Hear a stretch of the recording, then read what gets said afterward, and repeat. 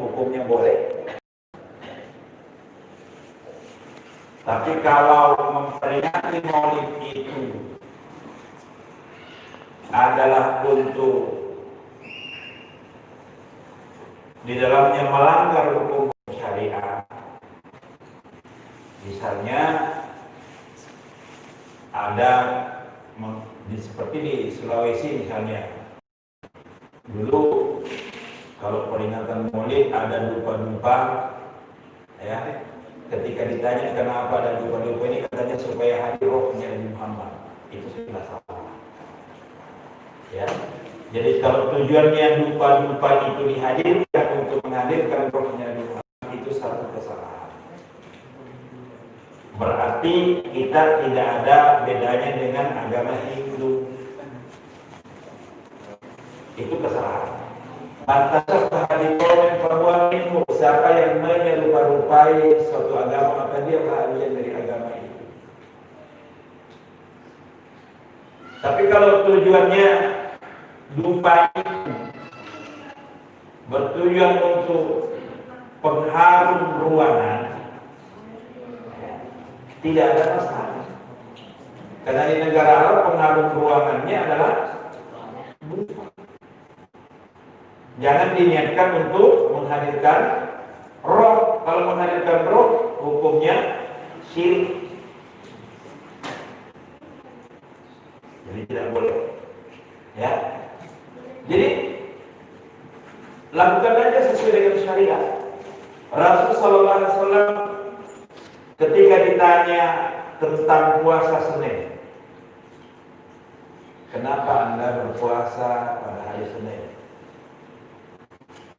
Beliau katakan, karena pada hari Senin itu hari di mana saya dilahirkan. Satu. Yang kedua, hari Senin itu hari saya diangkat jadi nabi. Yang ketiga, hari Senin itu saya diwafatkan. Jadi Rasul belum meninggal sudah tahu kalau hari ini hari Senin. Nyata. Ya. Jadi kalau tujuannya kita memperingati Maulid Nabi SAW dalam rangka mengenang sejarah beliau supaya kita bisa mengikuti sejarahnya, maka tidak persoalan Maulid itu. Ya. Jadi di dalam Maulid itu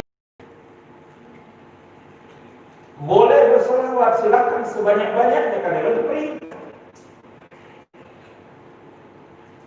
Apa perintahnya? Innallaha wa malaikatahu yusholluna 'alan nabi ya ayyuhalladzina amanu shollu 'alaihi wa sallimu taslima.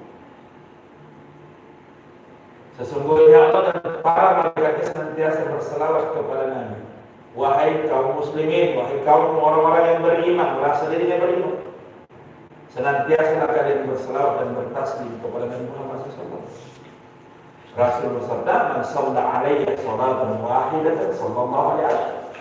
Siapa yang berselawat kepada aku satu kali, maka Allah menjawabnya 10 kali selawat. Selawatnya Allah kepada orang yang berselawat itu nilainya rahmat dan kasih sayang.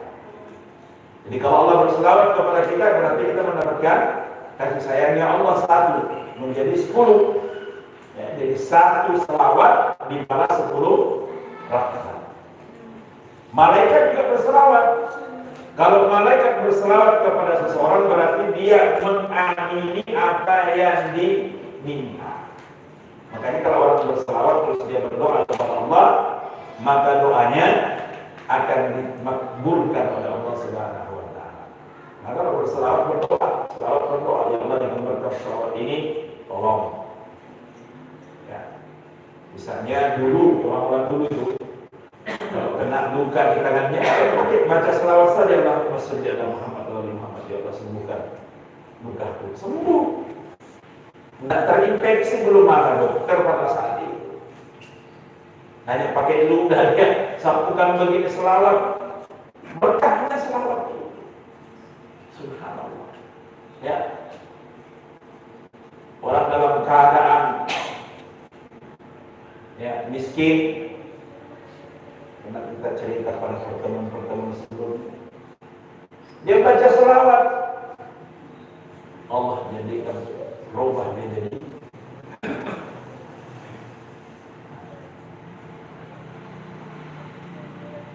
pernah cerita kayak ini. Rasulullah SAW didatangi oleh seorang pengemis.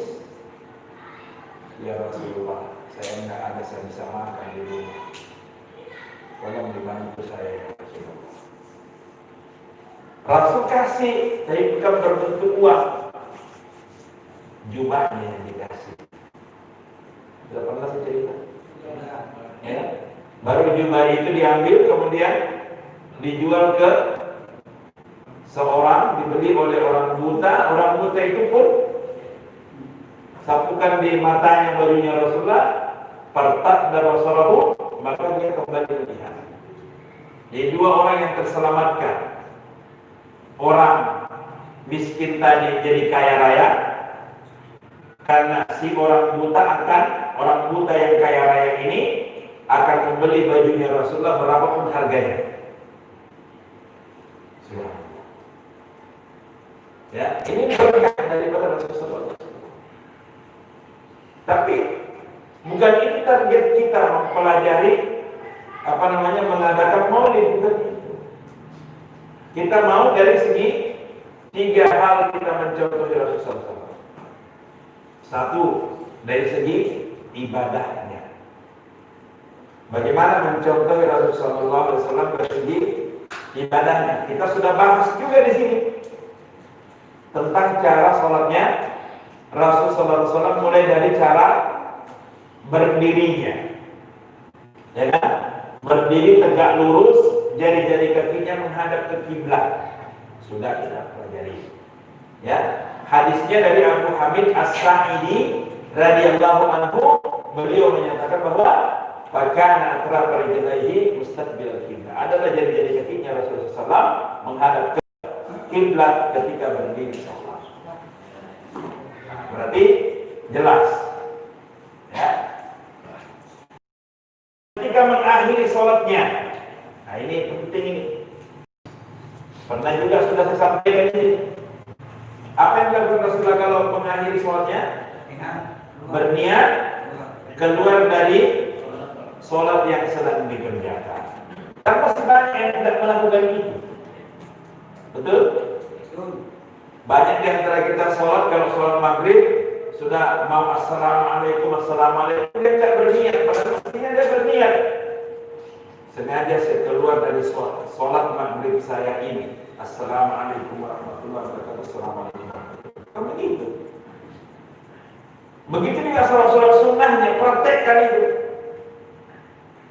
Nah, itu pelajaran yang sudah kita bahas pada pertemuan sebelumnya. Sekarang kita masuk ke adab-adabnya Rasulullah SAW ketika hendak menuju masjid. Nah, kita mencontoh Rasulullah apa yang dilakukan dan apa yang diperintahkan Rasulullah ketika seseorang laki-laki mau menuju ke masjid. Satu, Rasulullah SAW menyempurnakan wuduknya di rumah. Nah, kebanyakan kita masih ada, tidak usah habiskan air di rumah, wuduk di masjid saja. Padahal sebenarnya lebih afdal kalau kita wuduk di luar baru ke masjid. Ya. Nah, apa dasarnya?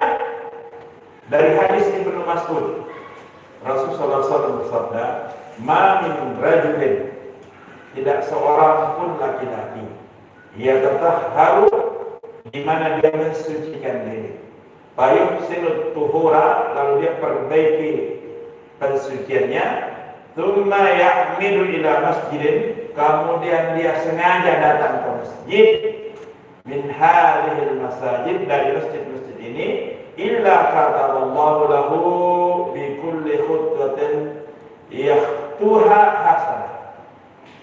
Setiap langkahnya orang dari masjid, dari rumahnya ke masjid, dihitung satu kebaikan.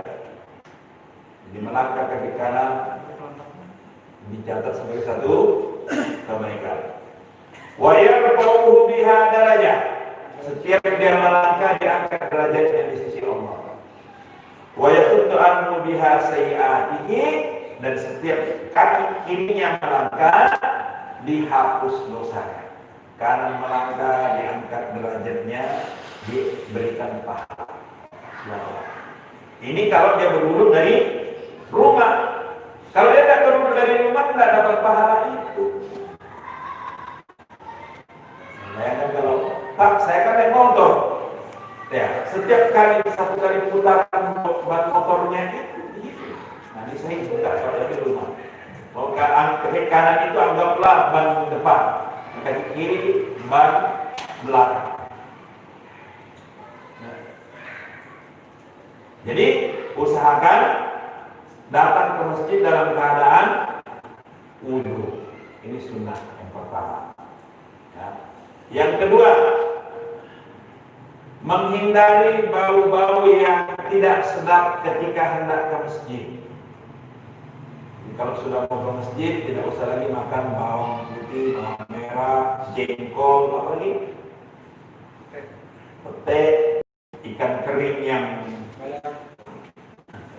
apa yang terasi.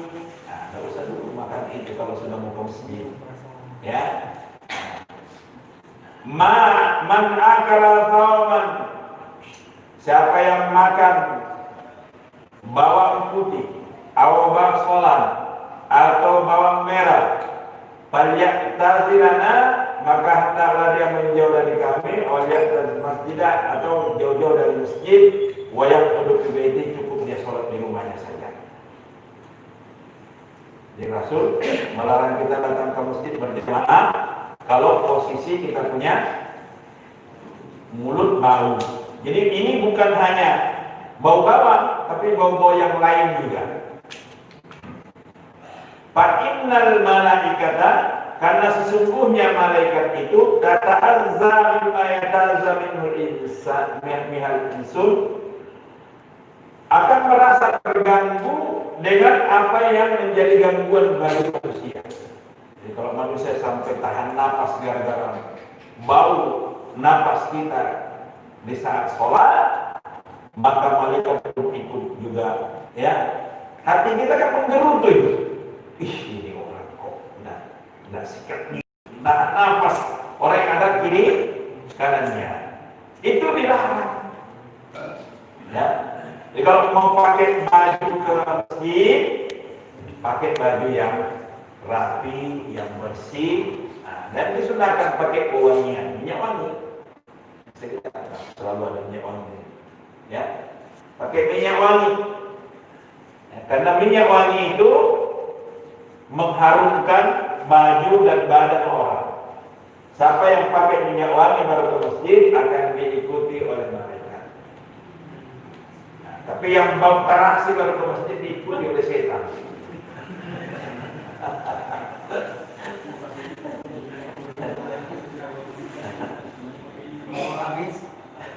Sama, pokoknya bau jangan sampai lah. Ya, jadi kalau misalnya habis pegang ikan yang amis, dicuci tangan itu baik-baik. Kan sekarang sudah banyak sabun yang wangi, ya, pengharum wangi itu dipakai dulu baru ke masjid. Nah, jangan sampai orang tahan nafas, paling kalau mau keteaan, pakai Rexona dulu lah kalau ke masjid. Ya, supaya orang di samping kiri kanan kita tidak tahan napas. Kasihan kalau dia tahan napas. Itu sunnah. Jadi sunnahnya Nabi Sallallahu, salah satu sunnahnya kalau mau ke masjid pakai pakaian yang rapi dan bersih. Itu kalau mengandung alkohol bagaimana, Ustaz? Kenapa? Mengandung alkohol, personalnya, Ustaz. Kalau mengandung alkohol, Ustaz. Kan minum. Bersih masih batal ganggunya, Ustaz. Parfumnya Pak. Parfumnya mengandung alkohol.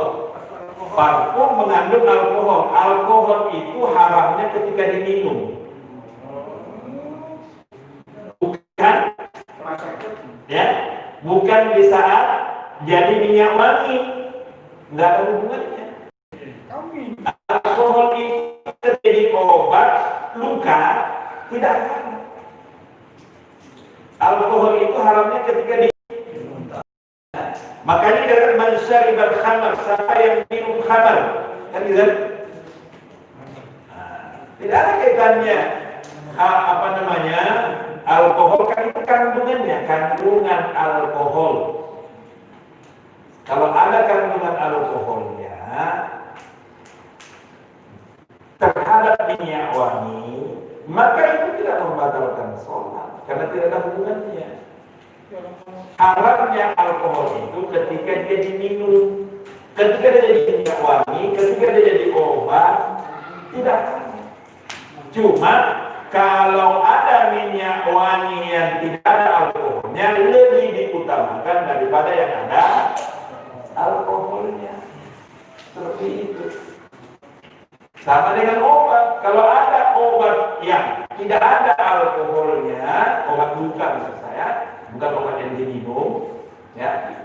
Obat luka yang ada alkoholnya, yang obat luka yang tidak ada alkoholnya, ya pilih yang tidak ada alkoholnya.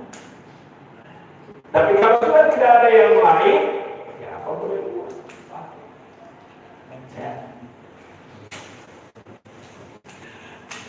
Misalnya sesuatu bau tidak bisa hilang kalau tidak pakai alkohol, maka memakai alkohol dalam rangka menghilangkan bau itu tidak ada masalah. Ya, karena alkohol haramnya bisa diminum, bukan di saat menjadi pengharum lantai, di saat menjadi detol misalnya mengandung alkohol terus tidak mau dipakai. Ya kalau masih tidak ada yang lain, masih ada sisa itu yang ada, ya pakai aja. Karena tidak ada kaitannya dengan minuman, karena alkohol haram itu.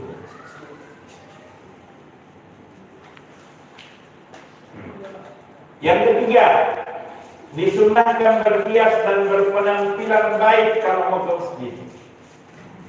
Apa darinya? Surah Al-A'raf ayat 31. Allah berfirman, "Ya bani Adam, wahai anak cucu Adam, khudhu zinatakum, ambil seluruh perhiasanmu, inda kulli masjidin, di saat engkau mau pergi ke masjid." Jadi kalau mau ke masjid, pakai baju terbaiknya, terbersihnya, tercantiknya. Jangan ke masjid pakai baju lusuh, pakai baju terjeleknya. Perintah Al-Quran surah Al-A'raf ayat 31, mengambil baju yang terbaik, yang terbersih. Ya, jangan nanti mau ke pesta baru ambil yang tercantik, yang terbaik. Tapi jangan juga sebaliknya. Begitu mau ke pesta ambil baju kompan cantiknya, nggak salah juga. Ya.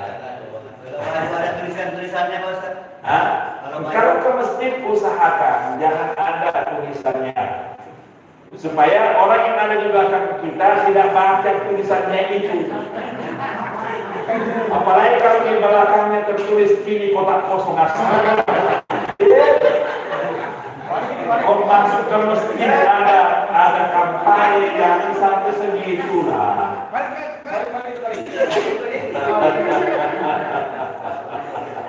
Maaf ya. Jangan sampai ada tulisan. Ya, tapi tidak apa-apa, sebagai tanda kecintaan kita tidak apa-apa, tapi jangan sampai kalau masuk ke masjid itu ranah ibadah. Kalau pakai cincin emas pun. Ya. Jadi Rasul Sallallahu Alaihi Wasallam memegang dua sesuatu, tangan kanannya pegang emas, tangan kirinya pegang sutra. Baru beliau katakan, "Hadani haramani ala dzukuri ummati." Dua benda yang saya pegang ini saya haramkan untuk umatku yang laki-laki. Apa itu? Emas dan sutra. Bukan itu saja, bukan hanya emas. Yang bukan emas pun kalau dia dipakai secara rantai, bukan begini, itu tidak dibolehkan dalam Islam, makruh hukumnya. Mereka berbagi sama. Ya. Itu masuk al-qiladah.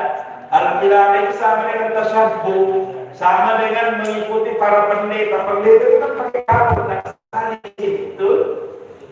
Nah, umat Islam dilarang seperti itu supaya tidak mengikuti seperti pendeta itu. Walaupun misalnya dipakai begini baru ada lafaz Allah di situ, itu kan hanya bedanya dengan pendeta karena beda salib dengan lafaz Allah saja. Rasul mengatakan, "Nah Rasul sallallahu alaihi wasallam anit tasyabbuh min qaumi." Rasulullah melarang seseorang menyerupai orang-orang lain yang bukan muslim. Jadi umat Islam disuruh punya adat sendiri. Ya. Rasul SAW ketika berbaju, baju apa yang paling dia sukai? Nah, baju yang panjang tentunya pakaian Arab lah. Tapi bukan berarti kita harus pakaian Arab. Nah, Rasul sering pakai putih. Rasul sering pakai hitam, pakaian kedua.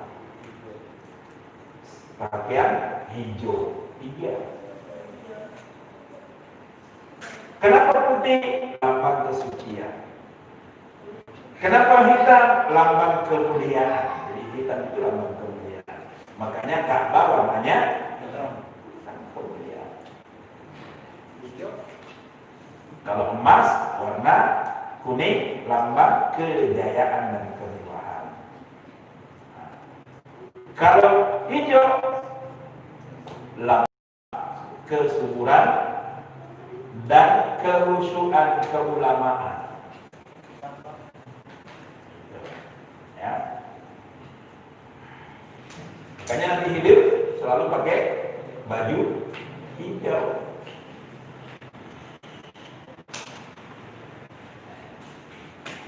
Yang keempat, disunnahkan berdoa ketika keluar dari rumah dan pergi dengan niat untuk menunaikan sholat. Jadi kalau mau melangkah ke masjid dari rumah ke masjid, sengaja saya keluar dari rumah menuju ke masjid karena Allah. Niatkan nanti. Baru mulai dengan katakan Bismillahirrahmanirrahim. Amantu billahi tawakkaltu 'ala Allah wa la haula wa la quwwata illa billah. Itu. Jadi kita baca Bismillahirrahmanirrahim tawakkaltu 'ala Allah wa la haula wa la quwwata illa billah. Saya kira semua hafal ini. Bismillahirrahmanirrahim tawakkaltu 'ala Allah. Hafal, pasti hafal semua. Wa la haula wa la quwwata illa billah, pasti hafal semua. Cuma mungkin belum dipraktekkan. Hafal tapi tidak dipraktekkan. Mestinya kalau Allah Ta'ala dalam hati ya, baru baca Bismillahirrahmanirrahim tawakkaltu 'ala Allah wa la haula wa la quwwata illa billah. Melangkah dengan kaki. Kalau mau lebih panjang lagi, masih ada doanya. Kalau lebih panjang, apa doanya berikutnya? Allahumma inni a'udzubika an a'dilla au udanna au azilla au uzal au azlim au uzlam au ajhal au yujhal alayya. Apa artinya? Kira tidak ada yang pakainya. Terus terang saya tetap tidak baca ini. Saya baru baca ini. Ya, jadi doanya. Tapi kalau yang di atas Bismillahirrahmanirrahim saya selalu baca. Ya. Allahumma inni a'udzubika an a'dilla. Aku berlindung kepadamu ya Allah dari kesesatan. A'udzilla atau menyesatkan. Sesat tergelincir atau digelincirkan, atau zalim atau menzalimi, atau bodoh atau membodohi. Nah, itu doanya. Atau doa yang lebih panjang lagi. Nah, ini pasti tidak ada yang dapat. Nah. Ya Bismillahirrahmanirrahim tawakkaltu aja mungkin banyak yang tidak melakukan. Ya. Apalagi yang panjang ini, Allahumma ja'al fi qalbi nura Ya Allah ya Tuhanku, jadikan dalam hatiku cahaya. Wa fi lisani nura, dan pada lidahku cahaya. Wa fi sam'i nura, dan pada pendengaranku cahaya. Wa fi basari nura, dan pada penglihatanku cahaya. Wa min fawqi nura, dan dari atasku cahaya. Wa min tahti nura, dan dari atasku cahaya. Wa ayyamini nura, dan dari kananku cahaya. Wa an shimali nura, dan dari kiriku cahaya.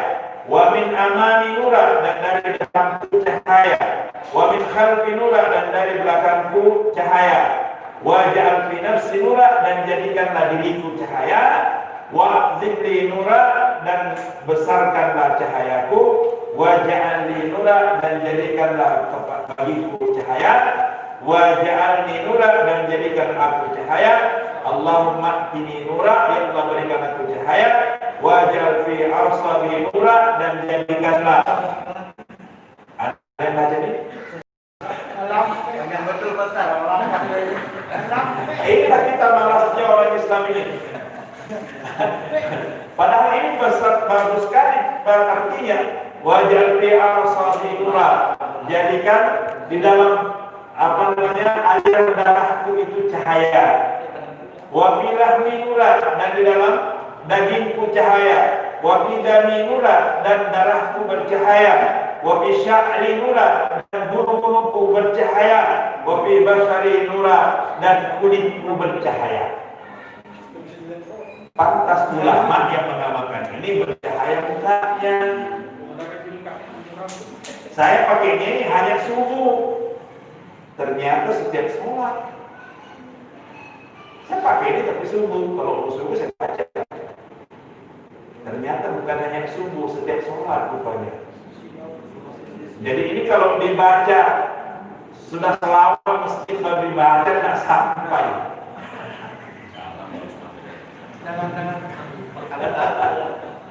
Mestinya dibaca ini setelah begitu bunyi masjid ngaji, ya, baca sudah ini masih sempat. Kalau sudah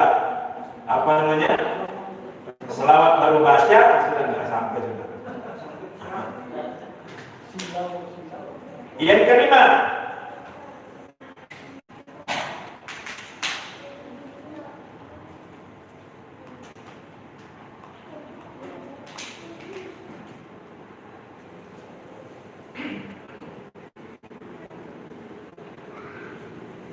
dalam perjalanan ke masjid, sesuatu yang mau dibunyi-bunyikan di tangan kita dikasih bunyi memang.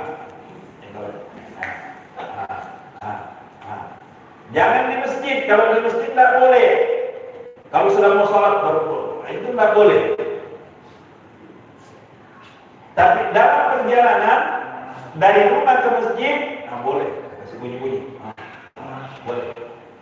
Supaya nanti kalau sampai di masjid tidak dikasih bunyi-bunyi lagi. Oke? Nah ini salah satu sunnah. Rasulullah kita tawadda ahadukum fa wudu'a summa kharaja amidan ila masjid fala yusabbikanna baina asabihi fa innahu fi sholatin. Maka jangan sampai ada di antara kalian kalau sudah masuk ke dalam masjid membunyi-bunyikan tangannya, karena sesungguhnya orang yang sudah masuk dalam masjid dia dalam kondisi sholat. Walaupun bapak duduk begini, tapi nilai bapak duduk itu nilainya sholat. Rasulullah SAW katakan, siapa yang duduk pada satu majelis dari satu waktu ke waktu berikutnya, maka dia dihitung sholat sunnah. Jadi bapak duduk ini menunggu waktu isya, nilai duduknya sama dengan sholat sunnah. Kalau cerita lain lagi. Ya. Kalau dia cerita tergantung apa yang dia cerita.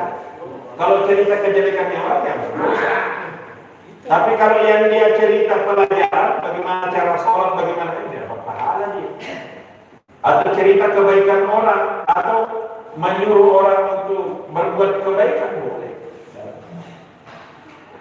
Kalau dia cerita kejelekannya orang semua itu dosa, sudah di masjid disaksikan oleh malaikat berbuat dosa. Ya. Jalan dengan penuh hikmah. Jadi jalan ke masjid itu jangan tergopoh-gopoh. Apalagi kalau sudah qamat, lari-lari. Itu tak boleh. Ya, jalan biasa saja. Apa yang kamu dapatkan itu yang kamu laksanakan. Kalau kamu dapatkan imam dalam keadaan rukuk kata Rasulullah, maka rukuklah. Barang siapa yang mendapatkan imam dalam keadaan rukuk, maka dia telah mendapatkan rakaat tersebut. Kayak saya tadi, imam sudah rukuk pertama. Nah, saya baru masuk. Allahu Akbar, langsung rukuk. Nggak usah baca Fatihah lagi dulu. Nggak usah baca Iftitah lagi.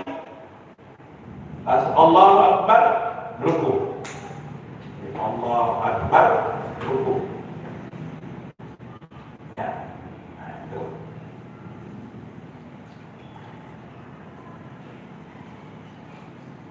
Rasulullah katakan, "Idza sami'tumul iqamah." Ini sudah orang kanan. Kalau kamu dengarkan orang iqamat di masjid, famshu ila salat, maka berjalanlah menuju ke tempat di mana salat dikerjakan.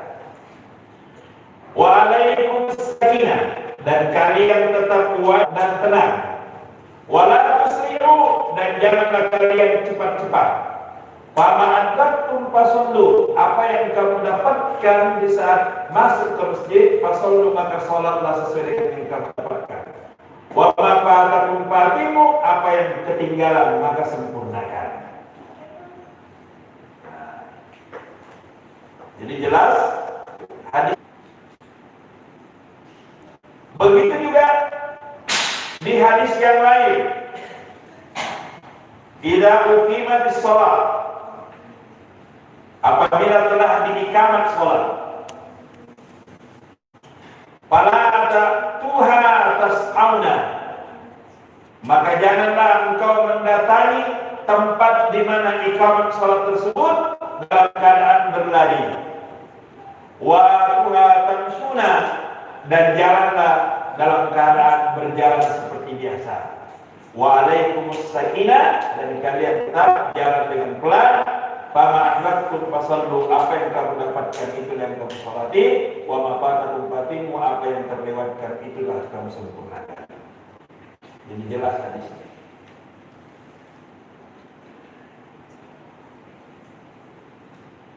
Fa inna ahadakum idza kana ya'midu ila sholati fa huwa fi sholatin.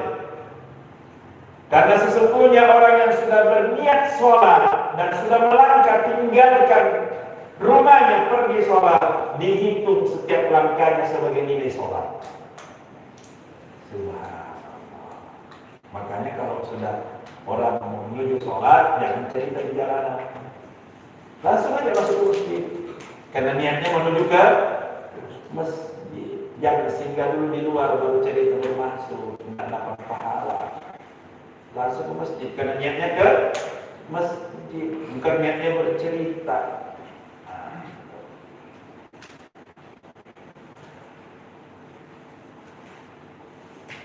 Yang ketujuh,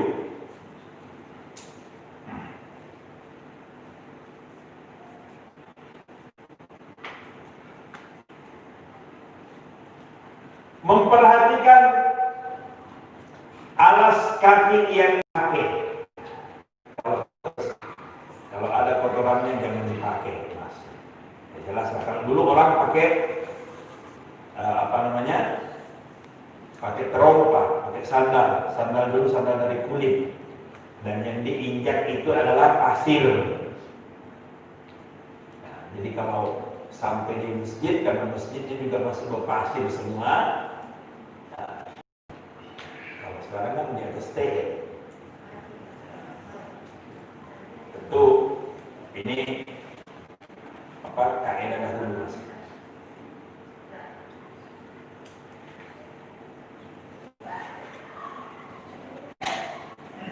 Kemudian mendahulukan kaki kanan pada masjid seraya mengucapkan. Jadi kalau kita masuk masjid, dahulukan kaki kanan dan baca ini. A'udzu billahil azim bi wajhil karim wa sultanil qadim minasyaitonir rajim. Bismillah wassalamu ala rasulillah. Allahumma ftahli abwaab rahmatik. Kita ambil yang ujung A biasanya.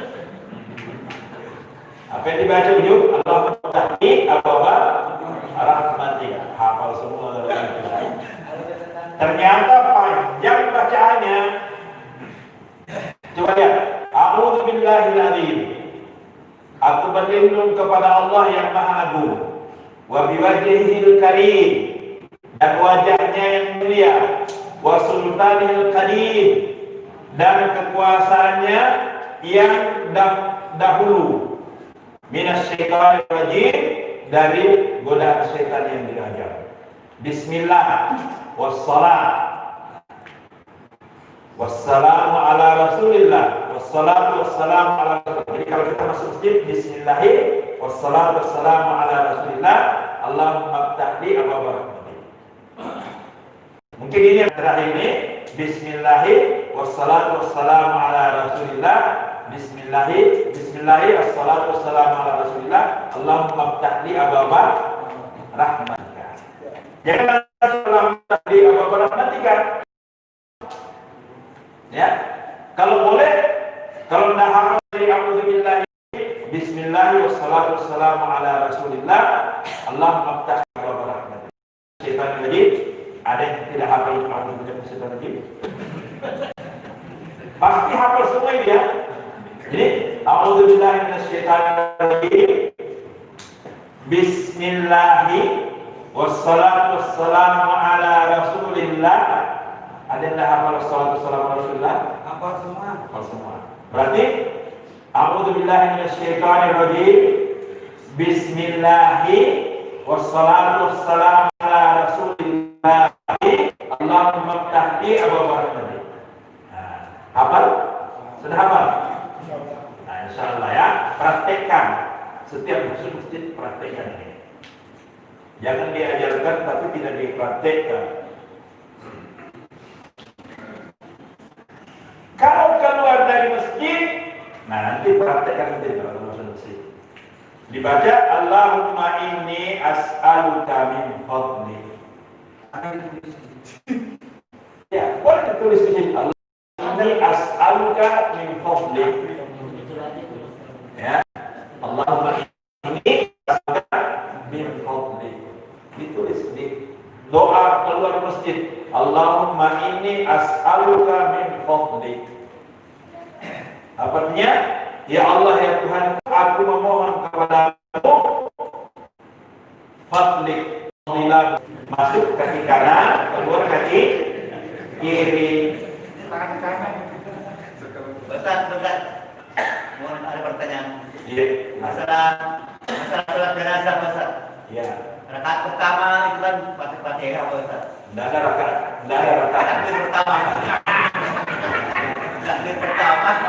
Takbir pertama Fatihah.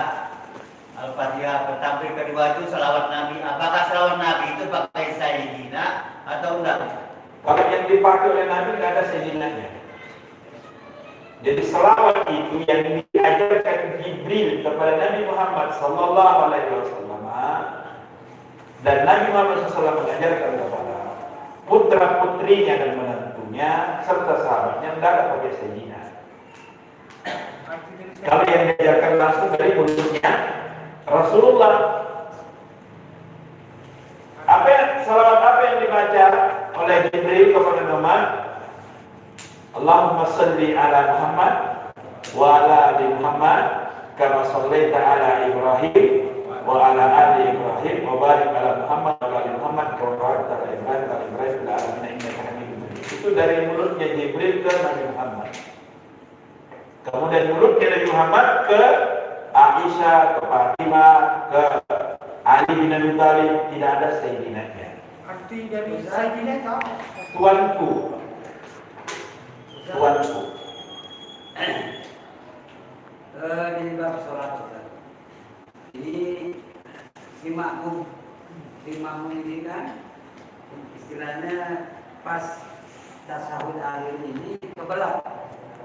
Maksudnya? Ya kebelah mau batal. Makmum apa imam? Makmum. Makmumnya. Habis wajibnya itu habis kan? Ya tinggal bacaan yang sunah-sunahnya. Apakah boleh mengumparin di situ? Mengumparin itu Berpisah dari imam. Mufarakah duluan salam itu. Karena saya sering mau danaan gitu nah. Apakah di situ boleh tidak mendahului? Bisa. Berarti batal sholat berjamaahnya. Ya batal. Cuma Batal sholat berjamaahnya, tapi sholat pribadinya enggak. enggak. Jadi tidak masalah kalau Berarti kan dia sudah berpisah, dia mufarakah dari imam, dia berpisah dari imam, berarti dia tidak dapat dia mufarakah ya. boleh aja. Boleh. Dia mufarakah karena dia posisinya Posisinya kebelah. kebelah. Bahkan kalau seperti itu dia keluar aja, dia tidak ada niat mufarakah, dia langsung keluar aja. Karena secara otomatis dia sudah Salam dulu. jangan salam karena dilarang menahan, apalagi menahan kencing, apalagi menahan apa di dalam salat tidak mungkin. Haram itu. Ya maksudnya posisi terakhir nih pas mau salam adalah Iya terpaksa keluar aja. misalkan ulang lagi sholat. Aja nanti itu dia keluar, ternyata masih ada orang masjid itu sholat, ya Anda sholat bersama dengan para orang masjid itu. Tapi intinya tidak boleh. Tidak boleh. Terima kasih. Tidak boleh. Karena ya tidak boleh ditahan itu kalau kentut atau kencing kalau ditahan. Nah, itu ada uang tadi. Enggak, makanya pernah kejadian saya sendiri ngalami Pak.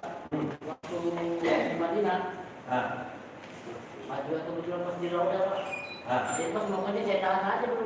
Tidak boleh, itu salah, kesalahan. Masalahnya pas mau kedua saya pasti tidak bisa. Terlalu kalah.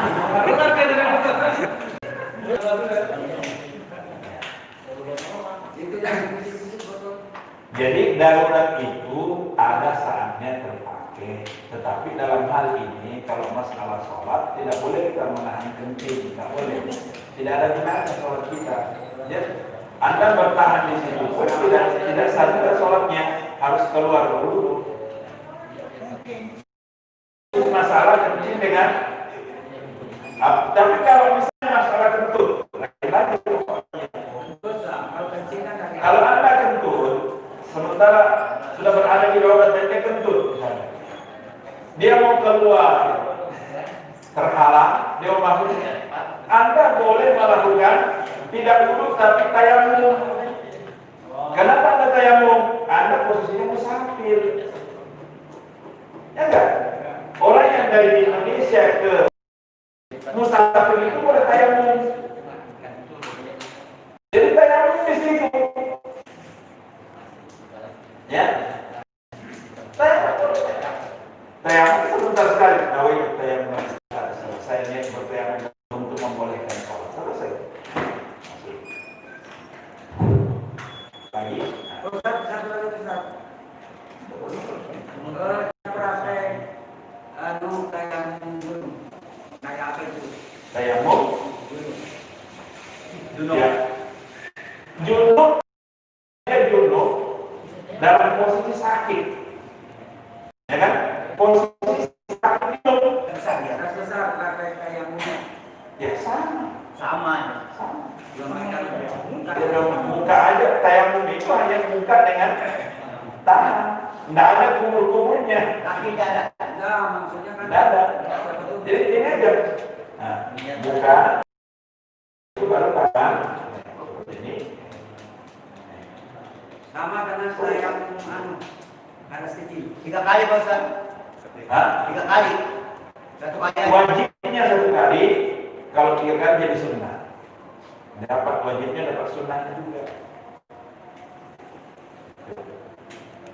Jadi mau dapat wajib dan sunnah lakukan 3 kali. Mau dapat wajib saja ya 1 kali. Gitu kan. Jadi caranya gini. Nah, 1 terus. Nah, di sini dibalik. Nah, balik. Nah, sini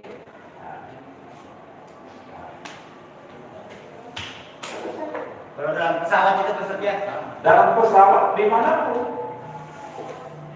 ya, dimanapun termasuk di kita ini, kita naik apa namanya ke Samarinda, naik ke Samarinda, naik mobil ke Samarinda, mau turun teriakin mengganggu banyak orang, mau tayamum di atas apa namanya di bus itu. Kecuali kalau pakai mobil pribadi kasih singgah ada bus di depan bus. Tapi kalau naik bus boleh. Ya. Masuk. Mari kita berdoa. Amin. Alhamdulillahirabbil alamin. Alhamdulillah bi ni'matihi wa ya rabbana wa bihamdihi wa jalali wajhika wa sultani wa jalali ikram. Allahumma barik lana fi ma anzalna fi rahmatika innaka antal ghafurur rahim.